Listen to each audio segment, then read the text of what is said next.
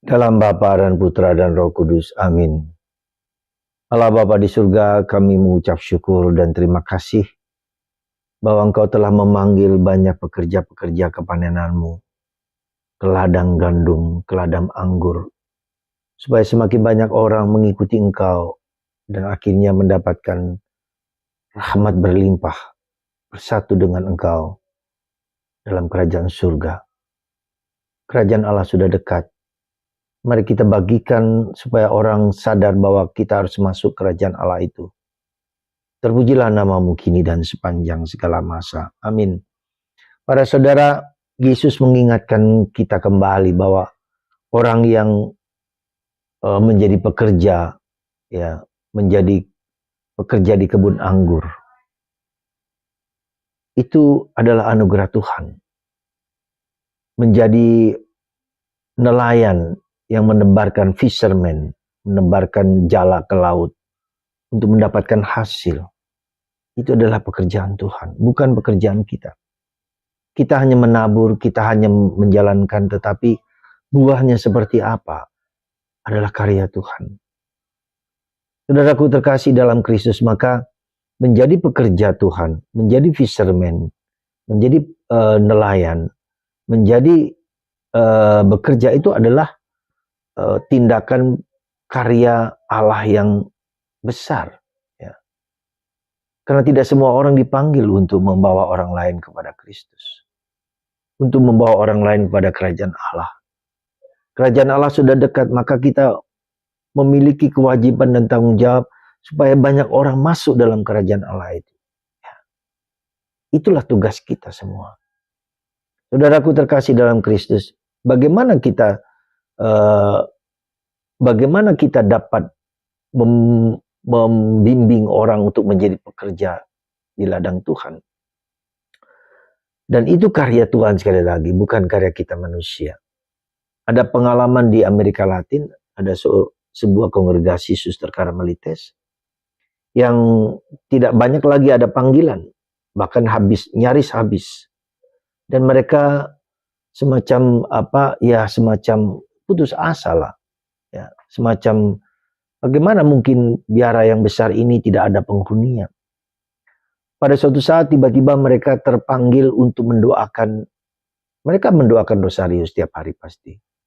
Tapi kemudian mereka mendoakan rosario dengan 4 peristiwa itu. Peristiwa gembira, peristiwa terang, peristiwa sedih, dan peristiwa mulia. Setiap hari. Jumlah biara yang hanya sedikit itu, kemudian mereka berdoa terus setiap hari dan mohon kepada Tuhan lewat Bunda Maria. Lalu berdatanganlah orang-orang, gadis-gadis masuk di biara itu. Biara tertutup loh. Untuk zaman sekarang bukan yang gampang. Ya.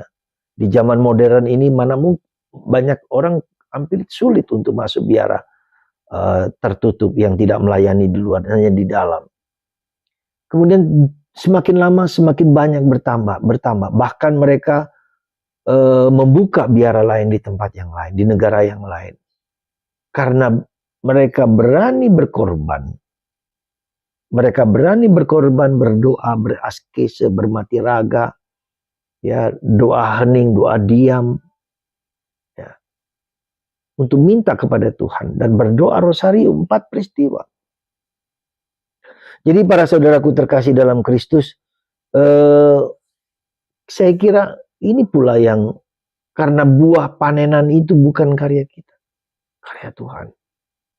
Maka kita mohon sungguh-sungguh, kalau kita mohon kepada Tuhan dengan berani mengorbankan, meluangkan waktu untuk berdoa, bahkan 4 peristiwa itu kita doakan dengan sungguh-sungguh, pasti Tuhan akan memberikan yang terbaik untuk kita. Dan sejujurnya kalau mau saya katakan, di biara kami postulan Karmel di Sidikalang ini, kami mempunyai calon berjumlah 12 orang. Tadinya 8, 7. Dan saya yakin itu juga karena doa-doa yang kita lakukan di sini, dengan kita melakukan hampir setiap hari 4 peristiwa kita doakan. Setiap hari kita berdoa rosario. Bukan untuk membangga-banggakan diri, bukan. Tetapi kita tahu bahwa dengan berdoa adalah jawaban yang kita mohonkan dari Tuhan. Ya. Tuhan akan melimpahkan berkat.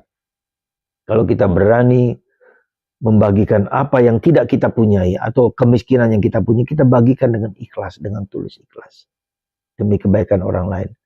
Kita juga berdoa untuk para donatur, para benefaktor, para orang-orang yang membantu kita dalam kehidupan di postulan ini. Kita doakan semua, ya, lewat Santo Yosef, supaya Tuhan, ya, karya Tuhan ini bukan karya kita, karya Tuhan ini untuk kebaikan banyak orang. Dan kita juga harus berani membagikan karya misi kemana-mana, ya.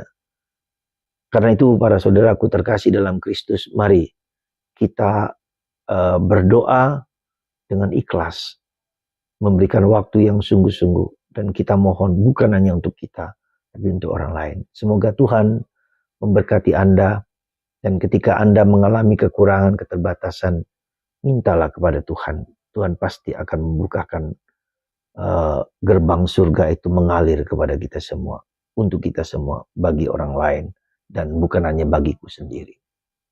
Tuhan memberkati Anda semua dan kita semua untuk berbagi dengan Tuhan bagi orang lain. Tuhan memberkati Anda, Bapa, Putra, dan Roh Kudus.